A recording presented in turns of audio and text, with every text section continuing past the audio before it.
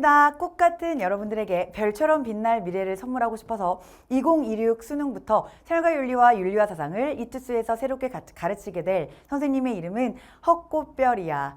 자, 오늘 선생님이 이 시간 윤리와 사상 25학년도 수능을 해설하려고 해. 전 문항을 다 해설해 줄 건데 미리 결론부터 얘기하자면 너무 고생 많았지. 너무 힘들었지. 정말 빡셌지. 우리 쌍윤러들한테는 너무나도 힘든 사탐 시간이었을 것 같아. 우리 윤리와 사상도 선생님이 여기에 불이 활활 타오르고 있지. 불사탐이었어. 근데 그도 그럴 것이 작년에 윤리와 사상이 1등급 블랭크 현상이 있었잖아 얘들아. 자, 그래서 그걸 만회하기 작정이라도 한 듯이 이렇게 이번 윤사에서는 너무나도 어렵게 출제가 되었다. 꼼꼼하게 출제가 되었다. 최고 답률 1위가 누구다? 정약용 선생님의 문제가 1위를 차지하였다. 그런데 실은 정답률이 20%밖에 채 되지 않았거든. 그럼에도 불구하고 그 정약용 선생님의 문제는 개념을 꼼꼼하게 하나하나 차근차근 이해해가면서 빌드업 해왔니? 를 물어보고 있는 듯한 그런 문제처럼 선생님은 느껴졌어. 그래서 개념부터 아이의 습관 자체를 꼼꼼하게 이해하면서 공부하려고 했었던 아이들은 그 20% 안에 들었을 것이고 그냥 익숙한 대로 과거 기출에 나온 대로 그냥 평가에서 물어보는 내용들만 기억하고 암기하고 있는 아이들은 많이 어려웠을 것 같아. 최고 답률 2위를 기록한 우리 칸트의 문제도 이렇게까지 힘들게 나온 적은 없었었는데 정말 새로운 맥락과 함께 출제가 된 그런 문제지. 스피노자도 실은 쉽지 않았지. 스토아학파도 조금 생각할 게 있었던 것 같은데. 자, 그래서 전 문항을 선생님이랑 같이 하나하나 차근차근 설명해 볼 테니 자, 너희들이 해야 할 것은 물론 이제 수능을 치른 아이들이 이 해설 영상을 보기 위해서 클릭을 하였다면 아, 이런 맥락이었었구나. 내가 공부했었던 게 이렇게 적용했었던 거면 되었었던 거구나 라고 이해했으면 좋겠고 2026 수능을 대비하기 위해서 이 해설 영상을 킨 학생들이라면 아, 공부 이렇게 해야 되는 거구나. 단순히 암기만 하면 안 되는 거구나. 그래서 얘들아, 선생님이 생활과 윤리 해설 강의할 때도 굉장히 많이 강조했는데 특히 윤리라고 하는 교과목은 사탐이지만 탐구니까 암기만 하면 되는 거 아니야? 절대 아니야. 절대 아니고 왜 이 사상가가 윤리잖아. 철학이잖아. 어떤 생각을 가지고 이런 문장을 얘기할 수밖에 없었는지 어떤 맥락을 가지고 이런 논리를 펼칠 수밖에 없었는지를 하나하나 차근차근 이해해가면 실은 낯선 선지가 나와도 어렵지 않게 풀 수 있거든. 그래서 맥락을 이해하는 힘이 무엇보다 우리 이번 시험에선 너무나 중요했다. 생활과 윤리도 그렇고 윤리와 사상도 그러했고. 자, 그럼 모든 문항 하나하나 한번 설명 들어가 보도록 하자. 역시 선생님이 알고 있는 꿀팁을 대방출해 주도록 할게. 자, 그러면 1번 문제부터 같이 봐보자. 다음 가상대화의 스승이 강조하고 있는 삶의 태도. 스승님, 사람의 타고난 본성은 선한가요? 라고 물어봤더니 아니라네. 사람은 태어날 때부터 이기적인 욕망을 지님으로 다툼이 일어나고 있지. 성악설의 맥락을 설명하고 있는 유학의 순자 선생님이네. 그러한 다툼을 어떻게 없앨 수 있을까요? 현명한 군주가 예를 반드시 제정해서 다스린다면 이런 다툼을 없앨 수 있을 것이라네. 그럼 순자의 입장 고르면 되겠다. 1번. 인위적인 노력으로 본성을 변화시켜 그럼 인위적인 노력으로 본성을 변화시키는 거 이게 바로 네 글자로 바꾸면 화성기위. 그리고 순자한테 인의 예지라고 하는 덕은 맹자처럼 원래 선천적으로 가지고 있는 것이 아니라 후천적으로 습득되는 덕이기 때문에 사회 규범을, 즉 외적인 사회 규범을 내면화해야 해라고 얘기할 수 있겠다. 그래서 정답은 너무나 쉽게 그냥 1번 나왔네. 자, 2번. 만물의 근본 원리인 도를 따라 무의자연의 삶을 연기하는 건 도가의 입장이고 3번. 사회적인 혼란을 막기 위해 서로 차별이 없이 사랑해야 해. 겸해, 무차별적 사랑, 겸해를 얘기하는 건 묵자의 사상이고 4번. 열반, 깨달음에 도달하기 위해 쾌락과 고통의 양, 극단을 떠나서 가운데 길, 중도를 실천하십시오 라고 얘기하는 석가모니, 근본불교의 내용이고 5번. 불교의 입장이고 5번. 잃어버린 마음을 되찾아. 얘들아, 선한 본성을 잃어버리고 산대. 빨리 잃어버린 본성을 되찾아야 한대. 그래서 이걸 구방심, 놓아버린 마음을 본성을 찾읍시다 라고 얘기하는 구방심. 본성을 잘 길러나가래. 왜냐하면 본성은 플러스니까. 이건 성선설을 이야기하고 있는 맹자의 입장이네. 정답은 그래서 쉽게 1번 문제 없이 풀었을 거야. 자, 그럼 2번 문제로 가볼게. 자, 가의 사상과 갑을의 입장에서 서로에게 제기할 수 있는 비판으로 나 그림으로 표현할 때 A, B에 해당할 수 있는 내용으로 가장 적절한 것은 자, 그러면 가보자. 자, 정부의 기능 확대는 우선 문제가 이 비판 유형이거든. 자, 이것도 생활과 윤리 선생님이 설명할 때 중간에 꿀팁으로 알려줬는데 우리 윤리와 사상만 공부하는 친구들도 있을 테니까 다시 한번 얘기해 줄게 얘들아. 이런 비판 문제 유형도 풀 수 있는 꿀팁이 있단다. 정말 빠르게 실수 안 할 수 있는 꿀팁. A의 입장에서 B의 입장을 비판할 때 얘들아 봐봐. 서술어를 잘 보면 돼. 감사합니다. 너무나 감사하게도 지금 서술어가 일치하고 있네. 이런 건 조금 더 빨리 시간을 절약할 수 있어. 자, 그래서 A의 입장에서 B를 까는 거야. 자, A가 말해. B야. 너는 왜 내가 말하는 거 너 왜 간과하니? 너 내가 말하는 거 왜 무시해?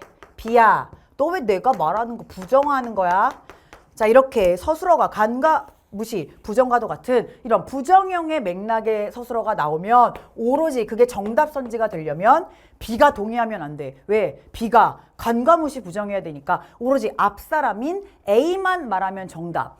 B가 동의해버리면 오답으로 풀면 돼. 그리고 또 하나. A의 입장에서 B한테 B야. 너는 왜 네가 말하는 거 긍정하니? 네가 말하는 거 중시하니? 네가 말하는 거니까 강조하겠지. 자, 이렇게 서술어가 긍정형의 서술어가 나오면 오로지 서술어 떼고 앞에 나와 있는 문장이 B만 얘기하면 정답이야. A가 동의하면 안 돼. B만 얘기하면 정답이야. 그럼 이런 문제 어떻게 풀면 되냐면 자, 그럼 다시 앞으로 가볼까? 자, 우선 갑을 보자.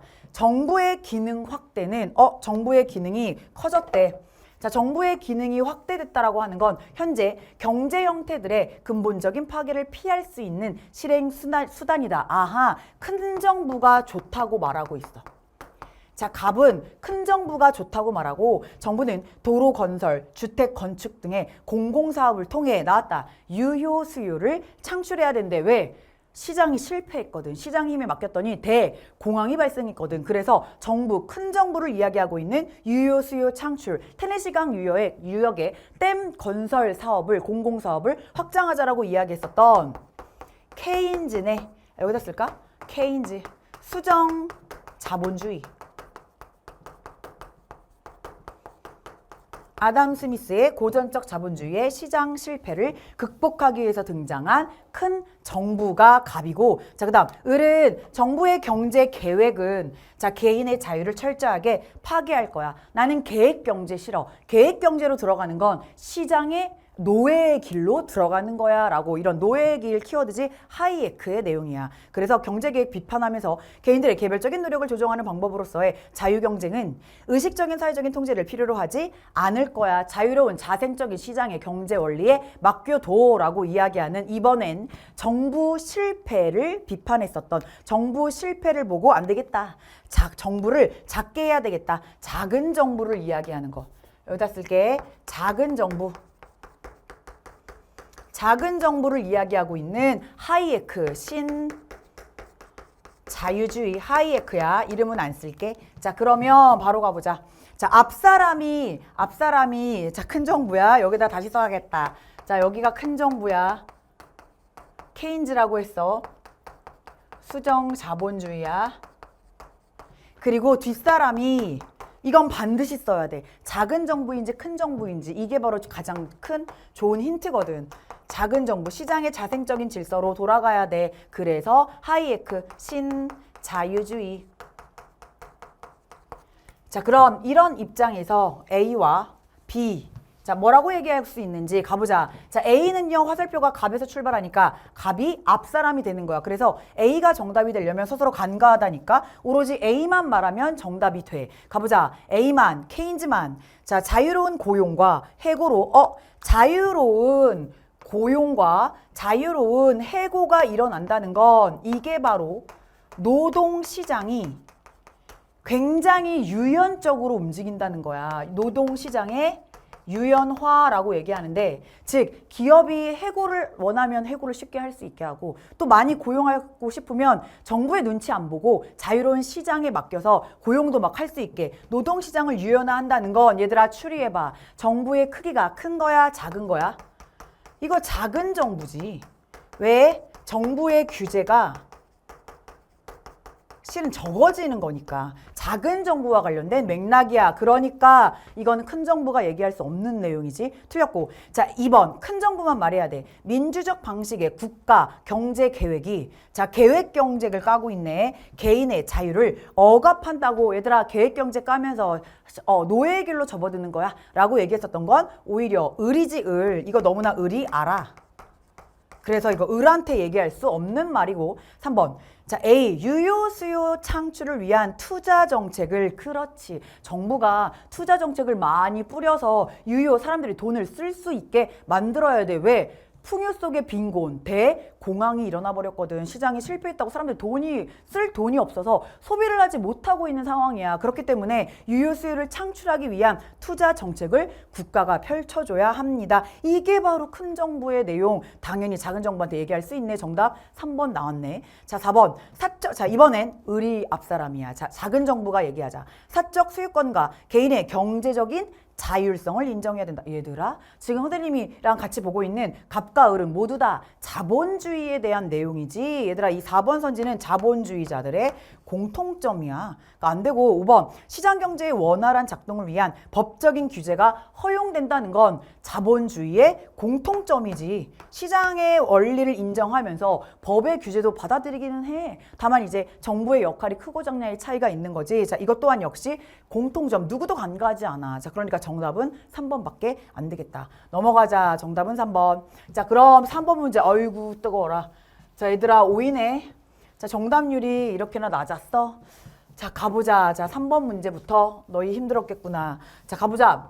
자, 가불은 고대 서양 사상가들이다. 자, 발문에 힌트가 있는 거 알지? 고대 서양 사상가야.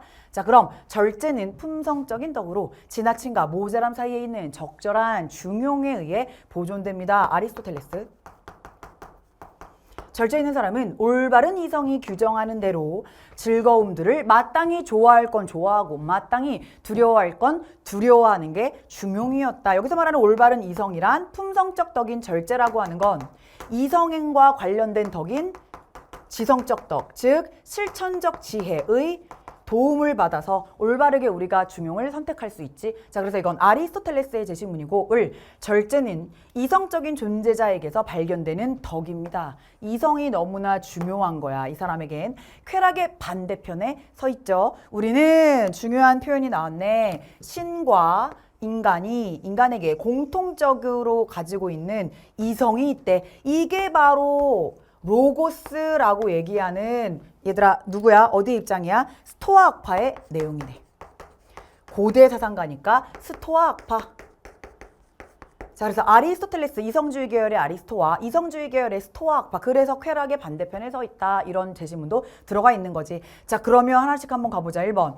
개인의 참된 행복은, 자, 얘들아 중요한 건 우리가 배운 교육과정 안에서 어떻게 해서 적용을 해서 문제를 푸는지가 중요한 거야. 굉장히 지엽적인 것으로 들어가는 것이 아니라 우리가 알고 있는 배운 내용 안에서 어떻게 적절하게 응용을 해서 문제를 맞출까에 생각해서 한번 풀어봐. 1번. 개인의 참된 행복은 덕에 따르는 삶을 통해 실현될 수 있는가? 일단 아리스토텔레스의 입장에서 행복은 유덕한 삶이지. 그러니까 당연히 맞고, 스토아 학파에서도 이건 꽤나 자주 나왔었던 단골 빈출 함정이야. 함정 선지로 많이 나왔지. 덕에 따르는 삶, 이성에 따라서 잘 활용된 삶이니까 당연히 얘기할 수 있고, 둘의 공통점이니까 안 되는 거고. 자, 2번. 덕을 발휘하면, 자, 지금 이 문제는 OX의 조합을 찾아야 돼. 그런데 1번은 OO 나왔으니까 안 되는 거고, 2번. 덕을 발휘하면 사건을 받아들이는 태도가 변화될 수 있는가? 자, 덕을 발휘하면 사건을 받아들이는 우리의 태도에 대해서 물어보고 있는 건 둘 중에 실은 누구를 겨냥한 선지다? 스토아 학파를 겨냥한 선지야. 왜? 스토아 학파는 헬레니즘 시대에 굉장히 혼란했었던, 너무나 전쟁기 시기였었던 많은 사람들에게 마음의 안정과 평화를 주기 위한 방법으로서 금욕주의를 얘기하는 사람이었지. 자, 그래서 이 스토아 학파가 유명한 학자가 한 명이 있었지. 누구냐면 에픽테토스라고 하는 노예 철학자 한 명이 있었잖아. 어느 날 주인이 내 팔을 비틀다가 부러뜨리기 직전까지 갔어. 그때 이 에픽테토스는 그 어떠한 외적인 것에 나의 마음을 동요시키면 안 된다고 했어. 우리의 마음을 평안하게, 그 어떠한 것에도 휘둘리지 않는 마음의 평온한 상태를 유지하는 걸 아파테이아라고 얘기하면서, 주인이 팔을 비틀어서 팔이 부러졌음에도 불구하고 아파! 감정을, 동요를 일으키는 것이 아니라 주인님, 거 보십시오. 제가 팔이 부러진다 하지 않았습니까? 즉, 이 에픽테토스의 입장에서 이 세상에 모든 일어나는 것들은 다 로고스, 자연의 법칙, 자연, 신의 이성이 모든 만물 속에 다 들어가 있어서 이 세상에 일어나는 모든 것들은 신의 뜻인 거야. 신의 로고스, 신의 질서에 맞게 일어날 대로 일어나는 것이고 그 외부의 사건에 대해서 우리는 나의 감정을 동요하면 안 돼. 그냥 순순히 받아들이는 거야. 받아들이고 순응하는 거야. 그래서 나의 평온한 마음을 잃지 않아야 돼. 그러므로 덕을 발휘하면 아파테이아라고 하는 이상적인 경지의 덕을 가질 수가 있게 되겠지. 그렇다면 사건을 받아들이는 태도가 변화될 수 있는가? 변화될 수 있지. 아, 이 세상에 일어나는 모든 것들은 일어날 대로 일어나는 것이구나. 다 로고스, 자연에 순응하는 것이로구나 라는 걸 깨닫게 될 거야. 그러므로 변화할 수 있지. 근데 굳이 뭐 아리스토텔레스는 안 따져도 되는데 아리스토텔레스도 덕을 잘 발휘하면 받아들이는 태도가 달라질 수는 있겠지. 이걸 딱히 부정하진 않을 거야. 하지만 이건 스토아학파를 겨냥한 선지였어. 스토아학파가 너무나 오니까 그냥 오답 선지 돼버리는 거지. 자, 그 다음 3번.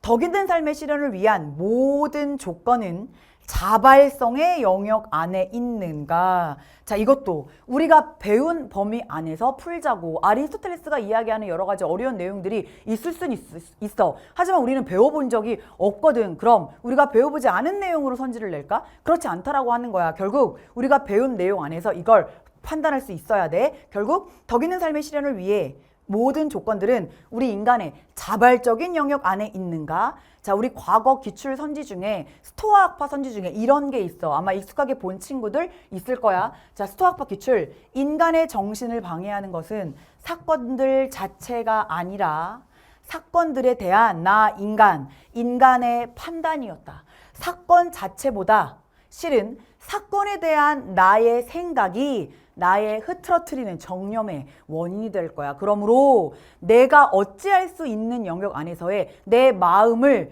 조절하는 것이 가장 이상적인 아파테이아에 이를 수가 있다. 내가 어찌할 수 없는 나를 떠난 외부의 것들에 대해서 걱정하지 말고 내 안에 있는 마음을 잘 다스리면 그 어떤 것에도 동요하지 않는 아파테이아의 상태에 머무를 수가 있게 될 거야. 그러므로 스토아학파의 입장에서 덕 있는 삶의 실현을 위한 모든 조건은 자발성의 영역 안에 있는가? 내가 어찌할 수 있는 자발성 안에 영역에 있는 게 너무나 스토아학파한테 맞지. 그래서 실은 3번도 틀려 라고 제껴봤으면 너무나 추리 잘했다. 자, 그럼 4번 선지. 이성의 명령에 따라 두려움의 감정을 가져야 하는 경우가 있는가? 그럼 아리스토텔레스도 얘기했지. 절제 혹은 중용이라고 하는 거. 마땅히 두려워할 건 두려워하고 좋아할 건 좋아하는 거야. 너무 맞고. 자, 하지만 스토아학파의 입장에선 얘들아 이거 제시문 봐봐라. 자, 우리는 신과 인간에게 공통된 이성에 따라 행동할 때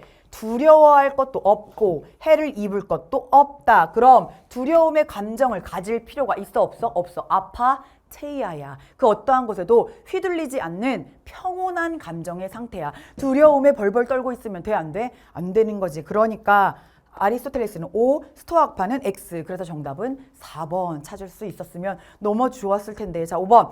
공동체 성원으로서의 인간은 공공의 이익을 위해 노력해야 하는가? 아리스토텔레스는 공동체주의자니까 너무나 맞고, 스토아학파도 세계시민주의에 참여, 적극적인 세계시민주의의 역할, 시민으로서의 역할을 강조했으니까, 참여를 강조했으니까 이건 O가 나와버리네. 그러니까 오답이네. 정답은 4번 찾으면 돼. 쉽지 않았지. 하지만 우리가 배운 내용 안에서 이렇게 적용해보면 풀 수 있는 문제였다. 자, 그럼 4번 문제로 가보자. 현대 서양 사상가 갑, 을의 입장으로 옳은 것은? 자, 현대 서양 사상가 가불의 입장이야. 자, 그럼 어떤 사람이 좋은 사람인 이유는 그가 점점 나아지는 쪽으로 성장, 발전, 변화하고 있는 것이 선이야 라고 말하는 실용주의 듀이고, 자, 어떤 사람이 비겁한 자이거나 영린 이유는 그가 스스로를 그렇게 만들었기 때문이야. 인간은 일단 실존이 먼저야. 툭 내던져지는 존재고, 그 다음에 나는 이러한 사람이야. 나의 본질을 찾아가는 거야. 그래서 실존은 본질에 먼저 앞선다라고 얘기하는 이런 사람 누구? 사르트르, 실존주의 철학자. 사르트르는 얘들아 무신론적 실존주의지. 무신론적 실존주의. 자, 그래서 이렇게 두 사람이 나왔네. 실용주의, 실존주의 철학자 사르트르. 1번. 문제 상황을 해결하기 위해 절대적 지식이라는 표현을 쓰지 않는다고. 언제나 항상 성장, 발전, 변화하고 있는 점점점 나아지고 있는 그런 단계를 옳은 선한 사람이라고 보기 때문에 절대적 지식 적용 이런 말 하지 않고 정해져 있는 절대적 지식 마이너스지. 2번. 행위가 지니는 유용성의 가치는 행복이라고 하는 최고의 선이라고 하는 보편적이고 또 역시 불변하는 고정되어 있는 최고선 이런 개념 쓰지 않아 얘들아. 다시 한번 올바른 선이라고 하는 건 언제나 항상 변화하고 움직여야 돼. 성장하고 변화, 성장, 발전하는 것이야. 자, 그래서 이런 표현 쓰지 않을 것이고, 자, 그 다음 3번. 인간의 본질을 결정하는 사르트르. 외적 존재를 통해 실존을 자각해야 된다. 아닌데. 심지어 사르트르는 무신론적 실존주의인데 신의 존재, 초월자의 존재도 얘기하지 않을 텐데. 자, 그래서 사르트르 실존주의 철학자들에게 나의 실존이라고 하는 건 주체적으로 내가 주체적으로 찾아가는 거지. 자, 틀렸고. 4번. 실존적인 불안을 극복을 하기 위해선 관습적인 규범을 기준으로 삼아야 한다. 다시 한번. 얘들아, 우리 실존주의 나오면 맨날 단골로 나오는 함정. 반 이성, 반 보편, 반 합리, 반 객관, 반 보편 막 이런 표현 나오잖아. 이런 거 틀려. 자, 그래서 관습적인 전해져 내려오는 규범이라고 하는 건 모두가 똑같이 지키는 규칙이지 이런 것들을 부정한다고. 자, 그래서 이것 또한 역시 틀렸고. 5번 둘 다 현실의 사회적인 문제를 해결하는데 능동적 주체적인 걸 너무나 강조하는 게 실존주의 철학자. 그리고 문제 해결에 능동적으로 참여하면서 변화, 성장, 발전까지 해야 되는 걸 얘기하는 게 주의. 자, 그래서 둘의 공통점은 5번 체크하면 되겠다. 넘어가 보자. 자, 그 다음 문제 보자. 자, 얘들아, 최고 오답률 3위 문제야. 정답률 32% 문제였대. 5번. 다음을 주장한 근대 서양 사상가 문제 찾는 거야. 신은 곧 자연입니다. 자연 전체가 곧 신이라고 얘기하는 범신론이네. 그럼 바로 나오지? 스피노자 제시문이었어. 스피노자는 초월신, 기독교에서 이야기하는 인격신의 개념을 얘기하는 것이 아니라 자연 전체가 다 곧 신, 자연 안에 내재하고 있는 신을 얘기하는 스피노자의 글이네. 자, 개별적인 존재는 신의 속성을 어떤 일정한 방식으로 표현하는 양태입니다. 모드입니다. 신의 여러 가지 모습을 그대로 드러낸, 그 여러 가지 모드로 드러낸 양태입니다. 그런데 다소 낯선 제시문이 들어가 있네.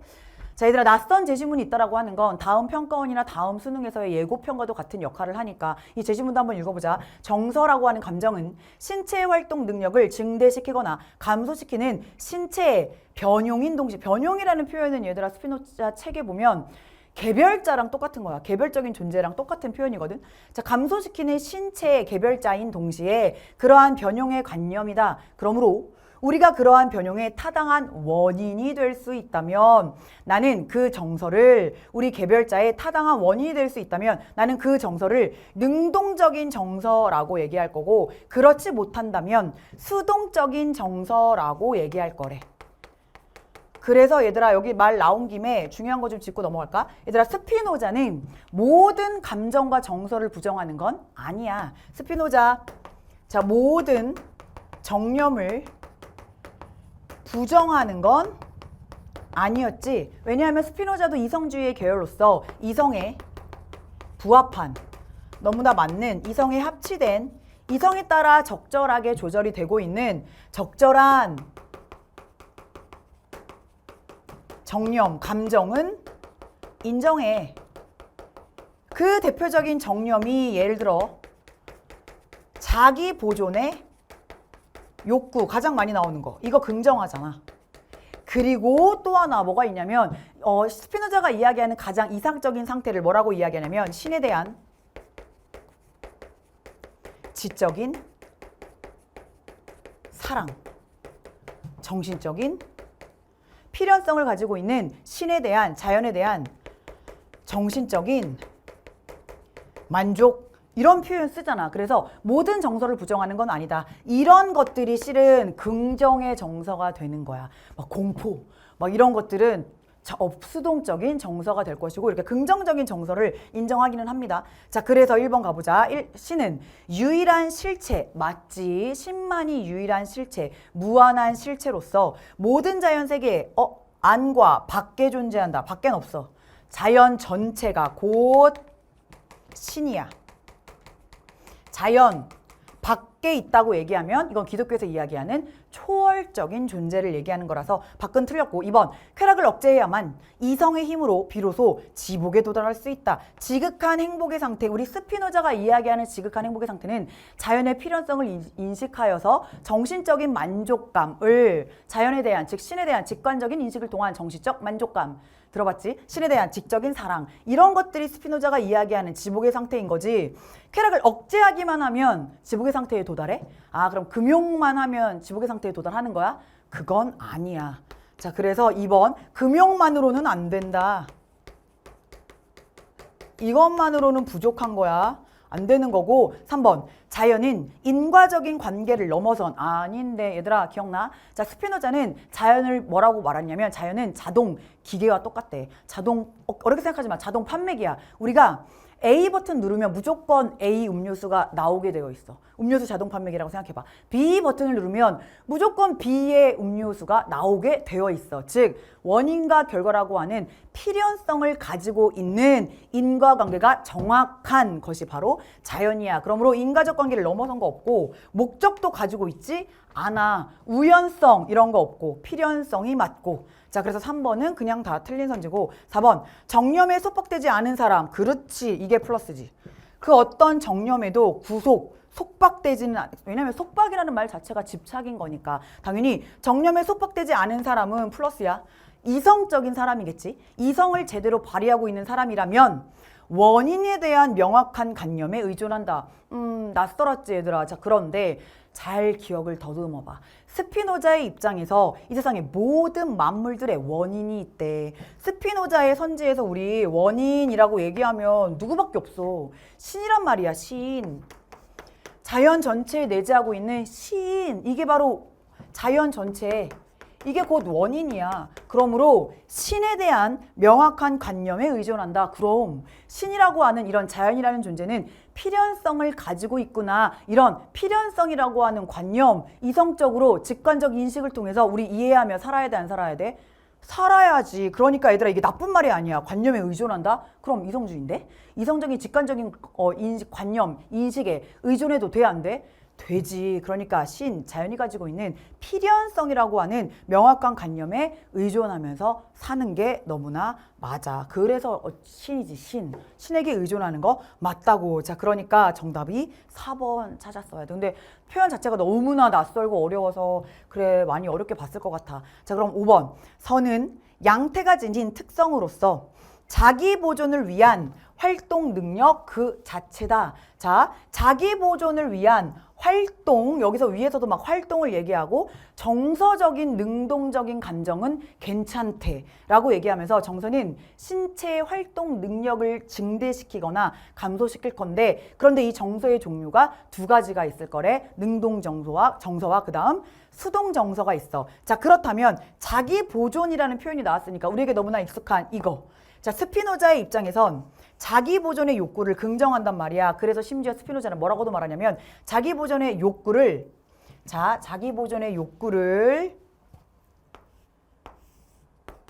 실현해 주는 거. 이게 바로 선이야. 자기 보존의 욕구를 방해해? 이게 바로 악이야.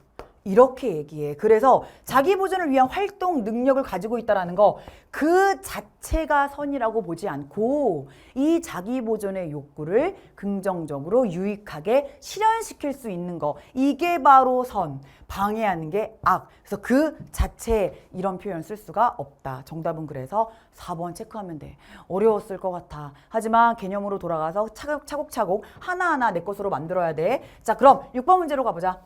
자, 가의 고대 서양 사상가 갑, 그 다음 근대 서양 사상가 을과 병의 입장이래. 자, 그러면 갑을 먼저 보자. 쾌락 그 자체는 나쁘지 않다. 쾌락주의 계열인가 봐. 하지만 우리가 모든 쾌락을 선택하는 것도 항상 고통을 피하려고 하는 것도 아니다. 아하, 고통의 제거를 넘어서는 쾌락은 존재하지 않는다. 고통으로 인한 결핍이 제거되었다면 그 더 이상의 쾌락을 필요로 하지 않는 소극적인 쾌락주의자 누구게? 에피쿠로스네. 고대 서양 사상가니까 에피쿠로스 학파. 자, 그 다음 쾌락은 근대서양 사상가 그 자체로 좋은 것이며 고통은 그 자체로 악이다. 입법자는 쾌락과 고통의 가치를 측정할 것인데 강도, 지속성, 뭐 범위, 확실성, 근접성 이런 쾌락을 계산하는 기준법까지 얘기하는 벤담이네. 양적 공리주의자 벤담. 그 다음 병은 쾌락은 목적으로서 바람직한 유일한 것. 쾌락을 얘기하면서 질적, 양적 이런 얘기했으니까 밀로 풀면 되겠다. 자, 그럼 지금 이 문제는 벤 다이어그램 문제네. 에피크로스, 벤담, 밀. 자, 이렇게 찾아놓고 A는 오로지 에피크로스만 얘기해야 정답. 둘 중에 옆에 있는 누구라도 동의하면 오답 처리해야 돼. 사려 깊음과 정의는 우리 사려 깊다. 에피크로스가 되게 좋아하는 표현이라고 했지. 아무리 쾌락주의지만 사려 깊음을 강조한 사람이 에피크로스야. 왜? 정신적 쾌락주의자니까. 자, 그래서 어쨌든 이게 덕이지 덕. 자, 덕이라고 하는 건 궁극적으로 쾌락에 의해 가치가 결정된다. 그럼 쾌락주의자니까 기본적으로는 덕도 쾌락에 의해 가치가 결정되는 거 실은 에피크로스가 말할 수 있는데 이거 실은 에피만 말할까? 아닌데 쾌락주의의 계열의 계보를 따르고 있는 벤담과 밀도 역시 동의할 선지야. 그래서 A가 아니라 D에 들어가야 돼. 자, 그래서 기억은 틀렸네. 니은 행위의 선악을 평가하기 위한 자 지금 B에 들어가 있거든. 벤담과 에피크로스만 얘기를 해야 되는데 행위의 선악을 평가할 때 보편적인 기준이 존재한다. 이건 실은 밀도 아는 내용이잖아. 밀의 입장에서도 최대다수의 최대 행복이라고 하는 보편적인 행위의 도덕 원리가 있거든. 밀이 인정하니까 미리 인정해버리는 순간 니은은 오답 처리해버리시면 됩니다. 미리 인정함 틀렸죠? 벤담과 밀의 공통점이죠. 틀렸고 자, 그 다음 자 디귿 C 도덕적 C는 얘들아 벤담과 밀만 도덕적인 이상 실현을 위해 공적 사회에 관심을 가져야 한다. 너무나 맞네. 왜냐하면 셋 다 쾌락주의의 계열이긴 하지만 에피크로스는 은근 철학이란 말이야. 쾌락을 아직은 개인적인 차원에서의 쾌락을 추구하고 있었어. 그래서 자신의 정원 안에 모여서 얘들아 은둔 철학이라고 하는 거 더 가든이라고 해서 정원학파라고도 하거든. 에피크로스를 정원학파라고도 하는데 얘들아 정원이라고 하는 우리의 가든은 나랑 친한 사람만 올 수 있어. 먼 사람도 와. 내 친한 사람만 모여서 소수의 우정 철학, 독서를 얘기하면서 독서했던 내용들을 막 나누면서 우정 철학을 즐겼다고. 그래서 은둔 철학이라고 해. 개인적 차원의 쾌락을 추구고 이런 쾌락주의 계열이 근대, 벤담, 밀 그리고 흉까지 오게 되면 흉과 벤담과 밀로 가면 실은 사회적 쾌락의 사회적 차원에서의 쾌락까지 말해. 사회적 차원이라고 쓸게. 사회적 차원의 쾌락까지 추구할 수 있게 된다. 그러므로 자 공적 사회에 관심을 갖는 거 X, O, O. 자 그래서 디귿이 맞게 들어갔네. 디귿은 맞고 자 그다음 D. 자 셋의 공통점이래. 자기 자신의 고통에 대한 경험이 행위에 동기를 유발한다. 얘들아 에피크로스건 벤담과 밀이건 모두 다 경험주의의 학자니까 이건 모두의 공통점이 맞네. 잘 들어갔네. 그래서 정답은 자 디귿 리을이 맞으니까 자 5번 체크하면 되겠다. 넘어가 보자. 자, 그럼 우리 이제 7번 문제로 갈 건데 최고 오답률 4위를 찍은 문제네. 자, 한국 유교 사상가 갑과 을의 입장으로 옳은 거 있는 대로 한번 골라보자. 갑, 이가 발하여 사단이 됐대. 이 발을 말해줬군.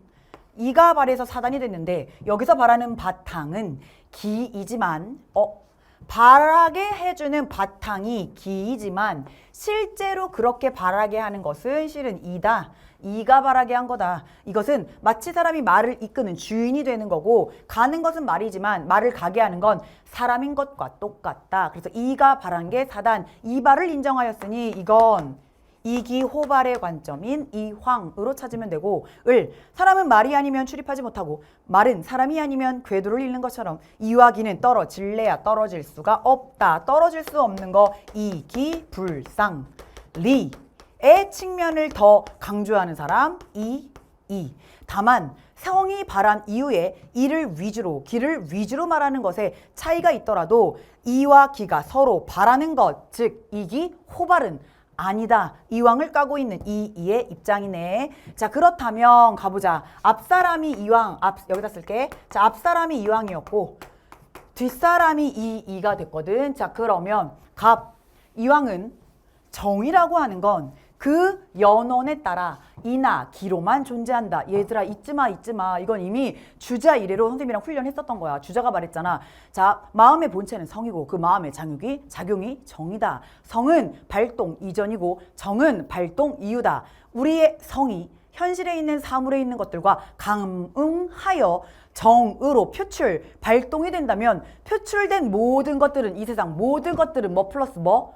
이 플러스 기. 다 알아들어야 돼. 우리 이거 해설 영상이야. 개념 수업 아니야. 다 알아들어야 돼. 이 세상에 발동한 모든 것들은 이 플러스 기이기 때문에 정은 이미 발동한 표출된 후에 마음의 작용이야. 그러니까 정 안에 있는 거 실은 두 개가 더 있지. 사당과 칠정이라고 하는 거 모두 다 이 플러스 기야. 그러므로 이나 기로만 존재한다. 아닌데 여기 써있네. 이 플러스 기.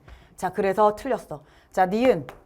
자, 칠정은 기가 이의 주제를 벗어나면 결코 선이 될 수 없다. 자, 이왕의 선지란 말이야. 이의 주제성은 이왕이건 이건 다 인정하는 바이지만 자, 이왕의 입장에서 기, 가성각, 이는 순선 무학해. 그러므로 이의 주제를 기가 벗어나게 된다면 결코 선이 될 수 없다. 왜? 그 말 위에 올라타 있는 게 마부의 역할을 하는 게 이였기 때문에 마부의 말을 잘 듣지 않는 말이라면 마구마구 어디든지 막 날뛰겠지. 뛰어날뛰겠지. 결코 선이 될 수 없다. 이왕이 너무나 말할 수 있고 디귿.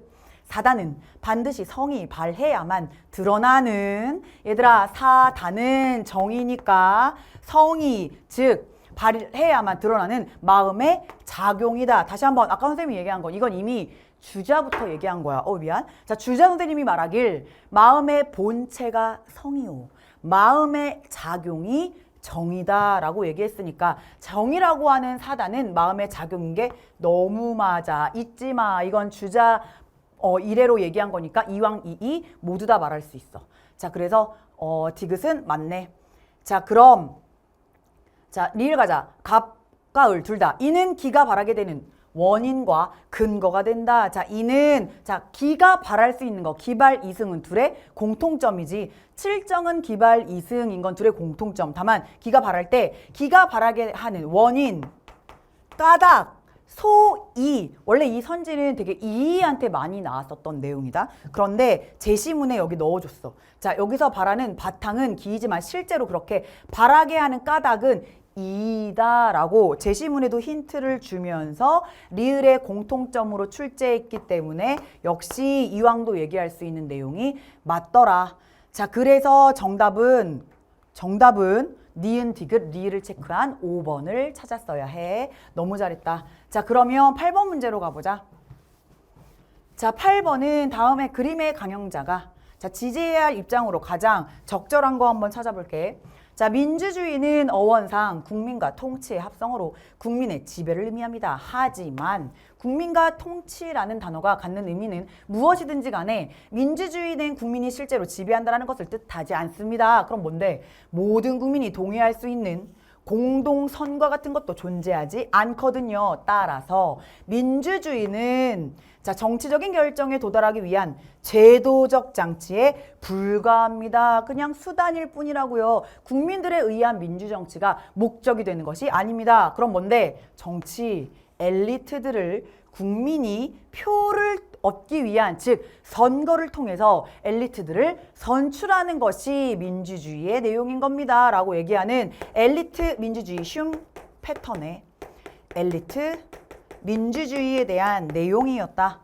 자, 그러면 바로 갈래. 1번. 국민은 대표자에게 자, 그래서 권력의 정당성을 부여하는 주권을 행사한다. 자, 그래서 맨 마지막 문장에 실은 나와 있다. 여기서 국민의 주된 역할은 직접적으로 또는 중간 기구를 통하여 정부를 탄생시키는 것에 머물러야 합니다. 그게 바로 뭔데? 권력의 정당성을 부여하는 대표자를 뽑는 거. 그게 바로 주권을 행사하는 거. 이게 다야. 끝이야 라고 얘기하는 정답은 1번이 맞아. 그럼 나머지는 어디가 틀렸는지 보자. 민주주의라고 하는 건 정치적인 절차를 뜻하는 것이 아니라 그 자체가 목적 아니라고. 그냥 수단일 뿐이야. 어디? 여기. 자, 정치적인 결정에 도달하기 위한 제도적 장치에 불과해. 자, 그래서 6번째 줄에 있네.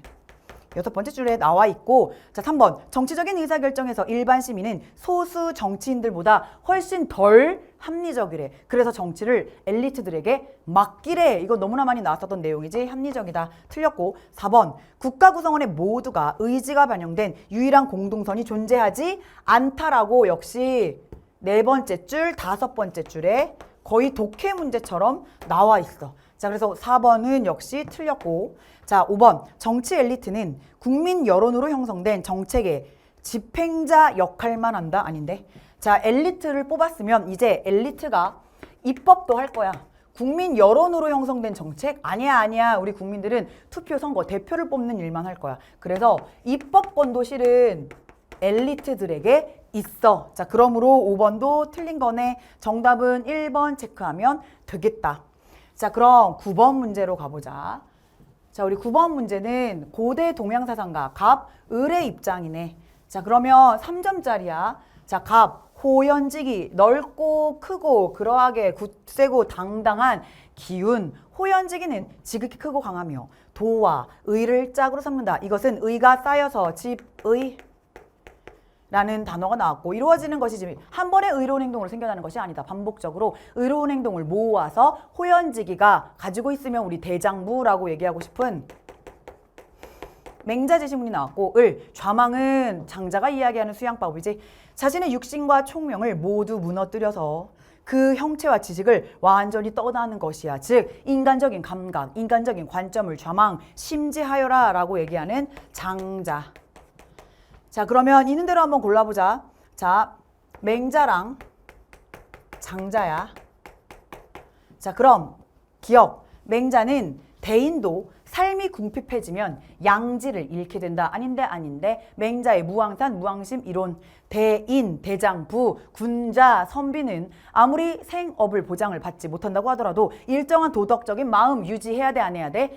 해야 돼. 일정한 마음, 항심을 지켜야 돼. 양지 당연히 지키지. 거스르지 않고 잘 보존하고 있지. 자, 그래서 왜? 대인이니까, 이상적인 인간이니까. 틀렸어. 니은 천명을 받은 군주는 민심을 잃으면 차마 참지 않아. 맹자는 참지 않지. 역성 혁명을 일으킬 거거든. 자, 그래서 안 된다. 틀렸고. 디귿 누구나 마음을 텅 비우면 성인이 될 수 있다. 이게 바로 인간적인 감정, 감각을, 감정, 관점을 비우는 거. 좌망 비슷한 용어로 심재가 있지. 심재. 자, 그래서 너무나 이거 맞는 내용이고, 갑과 을은 둘 다 유불도 모두 다 타고난 본성을 플러스, 여기에 제시문에 물론 불교는 없지만 유불도의 공통점은 타고난 본성을 긍정적으로 봐. 자, 그래서 본성을 보존하려면 사사로운 욕됨은 이건 삿된 욕심이고 사특한 욕심이고 악마 같은 욕심이니까 이건 나쁜 거야. 이건 누구라도 나쁜 거야. 욕심을 줄여야 하는 건 모두의 공통점이지. 그래서 리을도 맞네. 정답은 그래서 3번 디귿 리을 고르면 돼. 그 다음 문제 가보자. 자, 10번 문제 사회사상가 문제야. 갑, 을이 공통으로 지지할 입장으로 가장 적절한 것은, 자, 우리는 자유를 절대적인 의미에서 무제한적으로 누릴 수 없다. 왜? 자유를 누리기 위해서는 일정 부분을 포기해야 한다. 이때 우리가 옹호해야 할 최고의 이상적인 자유의 모습은 뭐뭐로부터의 자유, 즉 불간섭의 자유를 가장 이상적인 자유라고 이야기하는 소극적 자유를 가장 이상적인 입장이라고 얘기하는 갑은 무슨 주의야? 자유주의의 제시문이 들어와 있고, 그 다음 을. 우리의 권리는 역사적인 것이지 자연적인 것이 아니야. 심지어 이 을의 입장에선 시민의 권리 또한 역시 정치에 참여함으로써 후천적으로 습득되는 거야 라고 얘기하는 공화주의야.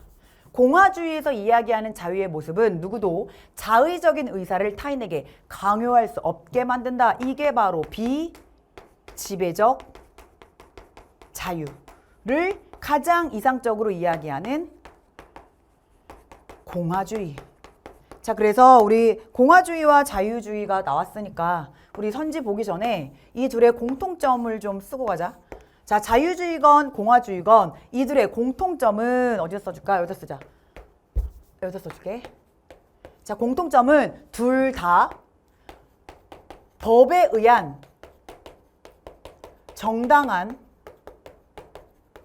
지배, 법에 의한 간섭, 법에 의한 규제.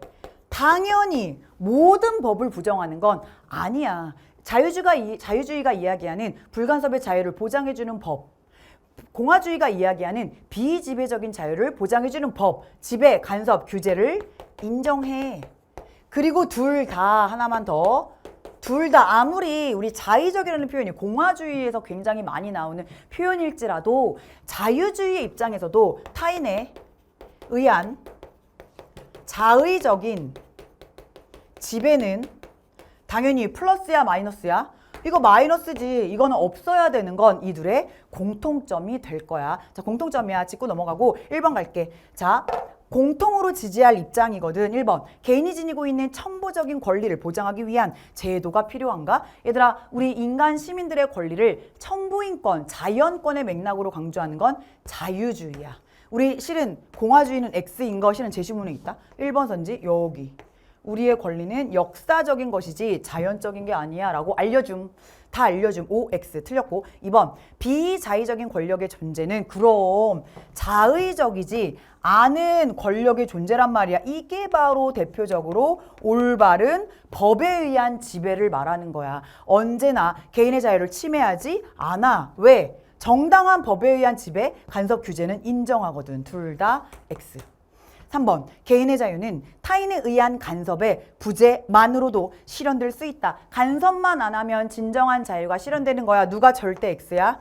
공화주의가 절대 X야. 이거 자유주의 까면서 어떤 얘기도 하냐면 간섭을 하지 않는 노예와 아까 간섭을 받지 않는 노예와 간섭을 하고 있진 않지만 주인이 있는 이런 관계라면 이 또한 진정한 자유가 아닐 수 있다. 아무리 맘씨 좋은 주인을 만난 노예가 간섭을 받고 있진 않다곤 하지만 그것만으로 진정한 자유라고 얘기할 수는 없다. 아예 주인이 노예를 지배해버릴 수 있는 이런 자의적인 지배 자체가 없어야 된다라고 얘기하면서 공화주의가 X니까 누구라도 X하면 그냥 제껴버리면 돼. 3번 틀렸고 4번 법의 지배하에 개인의 행위를 제약하는 개입이 그렇지. 둘 다 허용될 수 있는 거. 여기 있네 여기 있네. 이거 공통점이야. 선생님의 개념 필기 안에도 고스란히 들어가 있는 공통점이야. 정답은 그래서 4번 체크하면 되고 5번 개인의 정치적인 자유를 위해 정형화된 삶의 방식을 강조해야 된다. 뭐야 둘 다 이런 말 하지 않음.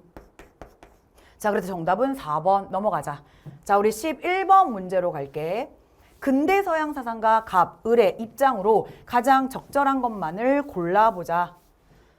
자, 우선 갑이라고 하는 사람은 자, 인간은 자연의 사용자 및 해석자이다. 끝나버렸네. 베이컨이다. 과학지상주의자 베이컨. 자, 인간은 자연의 질서에 대해 실제로 관찰을 하고 고찰한 만큼만 무엇인가를 할 수 있으며 이해할 수 있다. 경험론을 강조하고 있는 귀납 추론을 얘기하고 있는 베이컨이야. 자, 2번 을. 공감은 도덕적 구별의 원천이다. 그렇지. 공감이라고 하는 감정이 도덕적 구별의 원천이야 라고 얘기하는 주정주의자. 누구의 글일까? 휴민의. 자, 하지만 우리는 자신과 거리가 먼 사람보다 가까운 사람, 낯선 사람보다 다시 한번. 자신과 거리가 먼 사람보다 가까운 사람, 낯선 사람보다는 친숙한 사람에게 더욱더 잘 공감을 할 거야. 그러므로 공평한 관찰자, 보편성을 획득하는 것이 너무나 중요해 라고 얘기하는 흉이야, 흉. 자, 그래서 얘들아, 흉은 주정주의자잖아. 이게 무슨 말이에요? 주된 역할을 하는 게 뭐라는 거야? 감정인 거야. 그래서 선생님 이거 흉 어떻게 아이들에게 기억시켰냐면 선생님 초등학교 때 계주 선수였거든. 나름 좀 반에서 잘 달렸던. 그래서 선생님이 초등학교 6학년 때 운동회 대표로 나간단 말이야. 청군 대표. 우리 반 대표도 아니야. 청군 대표. 그리고 내가 계주를 하다가 너무 긴장을 한 나머지 왜냐면 너무나 그 많은 1, 2, 3, 5, 6학년들의 시선을 감당하기 어려운 학급부 선생님이 운동 이거 실화야. 운동회 때 파랑 색깔 대표로 달리다가 나 뭐 했게? 나 다리에 힘이 풀렸잖아. 그래서 넘어졌어. 선생님 넘어졌을 때 그때 잊지 못해. 6학년이 달리다가 넘어졌는데 1, 2, 3, 4, 5, 6 모든 1, 2, 3, 4, 5학년이 나를 향하여서 야유를 보내. 그때 그 충격을 너무나 잊지 못해. 그때 선생님 학년에 되게 잘 달린 학생이 하나가 있었어. 원동. 이름은 원동식이라고 해. 좀 비슷하겠지만 약간 다르긴 한데 원동식이라고 하는 남자아이가 있었는데 되게 잘 달린 아이였거든. 근데 이 원동식이 겁나 잘 달려서 얘는 되게 잘 달렸지. 하지만 나는 못 달렸지. 그래서 졌지. 슬프지. 꽃발이 창피했지. 그래서 어떤 생각이 자, 이거 선생님 무슨 말이세요? 갑자기. 자, 간다. 기억해줘. 흉은 도덕적 행위에 도덕적 행위를 판단하고 도덕적인 판단을 내리는 직접적인 자 간다. 원동식 겁나 잘 달렸던 내 친구의 이름. 아, 물 친하지 않습니다. 그냥 사람 친구. 자 원동식. 자 원동식 땅 출발 엄청 빨리 달렸었단 말이야. 나는 그러지 못했고 하지만 연습 때는 잘 달렸는데 자 어쨌든 그 이후로 절대 달리기 안 함. 대표 체육대회 때 뭐 달리기 잘하는 사람 아무 말도 하지 않아. 절대 아무 말도 꺼내지 않게. 왜냐면 트라우마니까. 자, 어쨌든 자 원동식이라는 아이는 너무나 잘 달렸단 말이야. 그래서 도덕적 행위 판단에 직접적인 기억해줘. 이렇게라도 기억해줘. 원인, 동기 이걸 식별하는 거. 이걸 출발점으로 삼는 거. 그래서 앞글자만 따서 원동식 출발 이거 다 뭐냐면 감정이야. 이성이 아니라 밑에다 쓸게. 이게 이성이 아니라 감정이라고 봐. 얘들아 이런 맥락 나오면 다 이성 아니야. 감정으로 찾아야 돼 얘들아. 원동식 땅 출발 겁나 잘 뛰었던 선생님 동창의 이름으로 기억해줘. 원동식 출발. 자 그래서 도덕적 행위를 하고 판단을 내리는 직접적인 원인, 동기, 식별, 출발점은 이성이 아니라 감정이 된다. 그럼 이성은 뭐 하는데요? 또 이성을 부정하진 않아. 이성도 보완적인 역할을 해. 뭐 사실 판단을 한다거나 진위 판단을 한다거나 이런 역할은 이성이 해줄 거야. 하지만 가치 판단, 선악 판단은 누가 해? 감정이 해 라고 보는 주정주의 철학자 휴미였어. 자 그래서 다시 한번 돌아가 보자. 자 갑. 일반적인 진리는 자 베이컨이거든. 자 추론 없이 경험에서 도출되어야 한다. 아닌데 추론도 하기는 하는데 귀납 추론할 건데. 그래서 얘들아 너 이 베이컨이 지성적 탐구, 창조적 지성 이런 거 얘기하는 거 알지? 그냥 단순히 실험만 하는 것이 아니라 창조적 지성을 활용해서 귀납 추론을 통해서 자 진리를 도출할 거야. 자 그래서 기억은 틀렸네. 자 그다음 니은 공감도 편향될 수 있으므로 반성과 교정이 필요로 한다. 이거 마지막에 제시문의 독해로 거의 나와 있는 내용이네. 맞고 디귿 이성은 감정과 병행하여 정념을 실행하는 의지를 촉발한다. 이거 봐. 이런 거야. 이성이 지금 감정을 실행하는 의지를 촉발 비슷한 맥락이야. 촉발시킬 수 있어 없어? 없다니까. 보조적인 역할만 하는 거야. 이런 의지를 촉발하는 건 뭐야? 아, 도덕적인 행위를 해야겠다. 판단을 내려야 되겠다. 이런 촉발하는 건 이성이 아니라 감정. 그래서 틀렸어. 리을, 갑가을은 둘 다 지식의 확장에는 자연에 대한 관찰이나 실험이 요구된다. 둘 다 경험론의 계열의 사람이니까. 자연에 대한 관찰 실험이 요구된다를 딱히 부정하진 않지. 자, 그래서 둘의 공통점이 맞네. 정답은 그래서 니은 리을 고르면 될 거야. 너무 잘했어. 자, 그러면 자 12번 문제로 갑시다.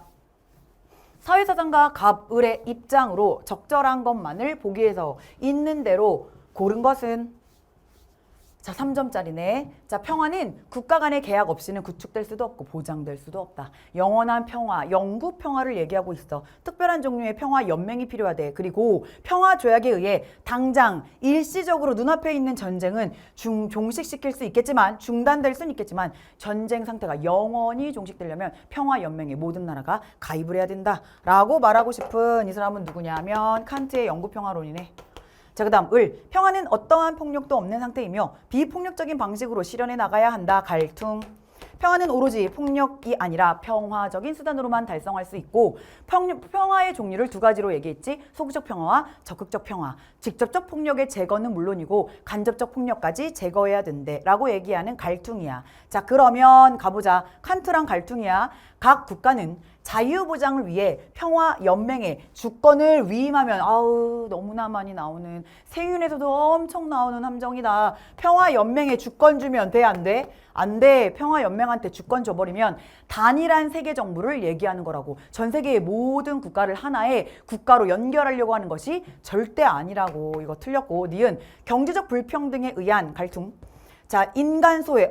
지금 경제적으로 너무나 불평등해서 자 인간이 제대로 살아가지 못하고 있어. 이게 바로 우리가 살고 있는 구조 속에 녹아있는 폭력이야.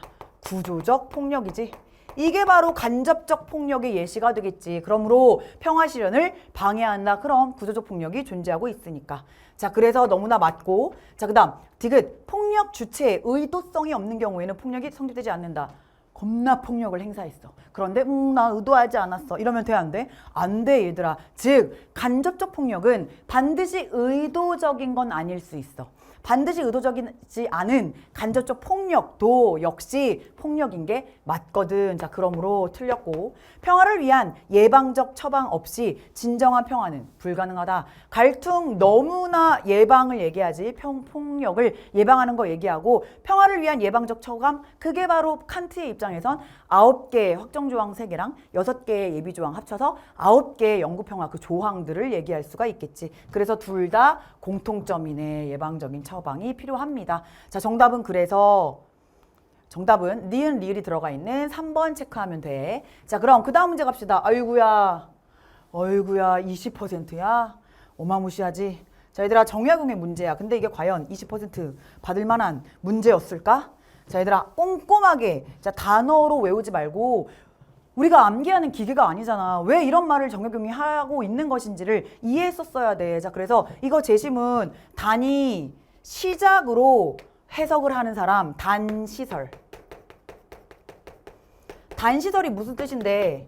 자, 우리 정약용 사상가가 출제될 때 꼭 2왕과 2랑 많이 비교해서 나왔잖아. 이렇게 단독 문항으로 나와서 최고 오답률 1위까지 찍은 적은 없었는데 얘들아 정약용의 가장 큰 특징은 단시설 그 이전에 정약용의 입장에선 사단은 선천인 게 맞아. 근데 사덕은 후천이래.